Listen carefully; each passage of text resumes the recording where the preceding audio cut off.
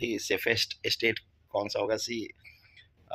अगर आप अच्छे से तैयारी करोगे तो अगर आप हो और 50 प्लस 60 प्लस हिट कर रहे हो तो आपके अच्छे चांसेस है कि आपका प्री क्लियर। अभी सवाल ले रहा हूँ वो कट ऑफ के ऊपर काफ़ी क्वेरीज आ रही थी, क्या सेफ स्कोर होगा और सेफ स्टेट कहाँ से हम अप्लाई करें, ठीक है। एंड देख लेते हैं क्वेरी क्या है। आज का सवाल मैं ले रहा हूँ श्रीकांत सिंह जी का, ठीक है। लगभग 45 मिनट पहले आई। As an ex serviceman I am getting 50 to 60 marks in pre mocks of SBI। Is it ठीक ठाक स्कोर इन मॉक्स, ठीक है। तो क्या ये 50 to 60 मार्क्स जो है मॉक्स में अच्छा स्कोर है और needs to improve please reply. So as a ex serviceman 50 to 60 marks अगर आप मॉक्स में कंसिस्टेंट हो ला रहे हो तो it is a very good score. And now query भी ले लेता हूँ। गुड इवनिंग सर, SBI जे एक्स सर्विसमैन के लिए सेफेस्ट स्टेट कौन सा होगा, ये भी क्वेरी आ रही थी।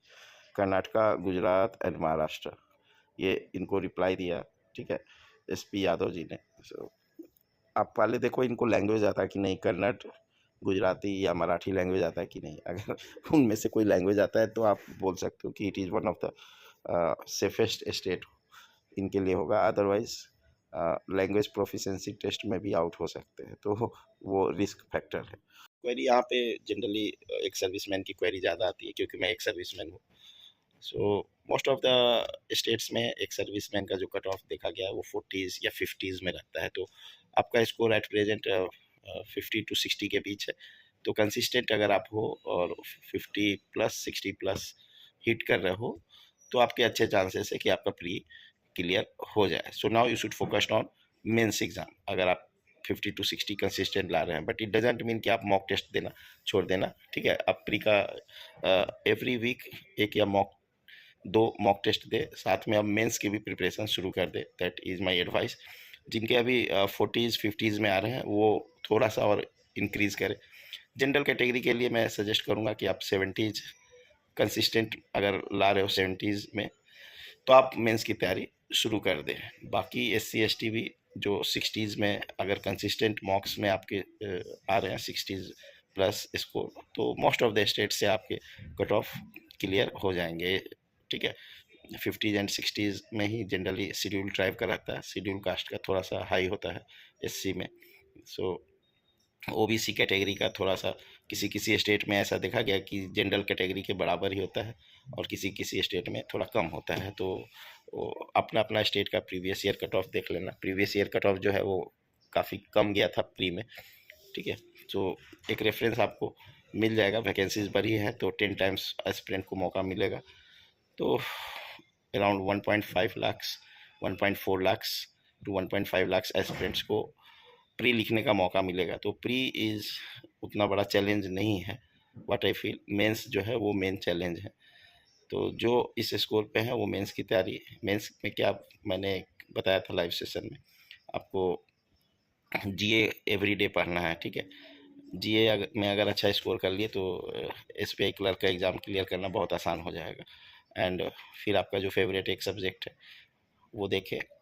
एंड बाकी दो सब्जेक्ट में आप देखो कि आपको जो सेक्शनल टाइम है उसमें आप मैक्सिमम कितना गेन कर सकते हैं। सो फिर SBI JEE का कट ऑफ क्लियर करना, क्योंकि यहाँ पे सेक्शनल कट ऑफ है नहीं, इट डजेंट मीन कि आप किसी भी सेक्शन को नेग्लेक्ट कर दिए।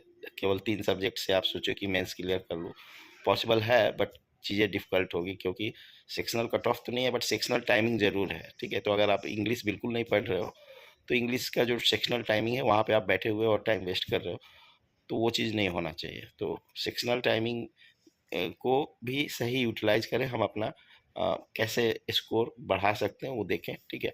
एंड एक सर्विसमैन के लिए कम से कम आप 10 मार्क्स तो हर सब्जेक्ट में रखो, कि मेंस के लिए बोल रहा हूँ। मिनिमम आपको 10 मार्क्स हर सब्जेक्ट का टारगेट होना चाहिए और जनरल कैटेगरी को मिनिमम 15 मार्क्स हर सब्जेक्ट में टारगेट होना चाहिए। तो आप सेक्शनल मॉक्स भी दे सकते हो अगर इस टारगेट को नहीं पहुंच पा रहे हो।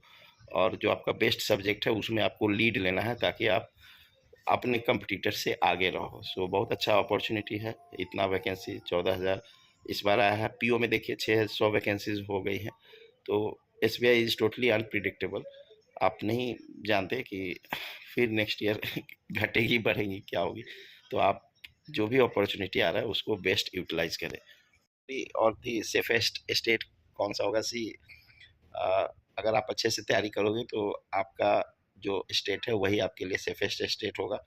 प्लस ये कन्फ्यूज़न नहीं होगा आपको कि मैं अ, यहाँ कंटिन्यू रहूँ, यहाँ ज्वाइन करूँ या ना करूँ, फिर मेरे को ट्रांसफ़र मेरे स्टेट में वापस होगा या नहीं होगा। तो आई विल सजेस्ट, और मैंने एक पोल भी कराया था कल, तो काफ़ी लोगों ने दिया है कि they will appear from their own state. कुछ लोग जो है वो अपने नेबरिंग स्टेट या अदर स्टेट से अप्लाई करेंगे, because they are not sure about their preparation कि वो कट ऑफ क्लियर कर पाएंगे। So if you don't have any problem working anywhere in India, then you can apply from anywhere in India, ठीक है। वैसे aspirant के लिए जिनको जॉब प्रायोरिटी है, तो ये जो 3-4 स्टेट के नाम जहाँ वैकेंसीज अच्छी हैं, जनरली महाराष्ट्र में, कर्नाटक में, इन सब जगहों पे, गुजरात में कट ऑफ लो होता है, क्योंकि एलपीटी भी एक बैरियर है, काफ़ी एस्पिरेंट नहीं अप्लाई कर पाते। तो ये सही है, बट एलपीटी भी ध्यान रखना। Hope this video will guide you. Thank you for giving your precious time. God bless you all.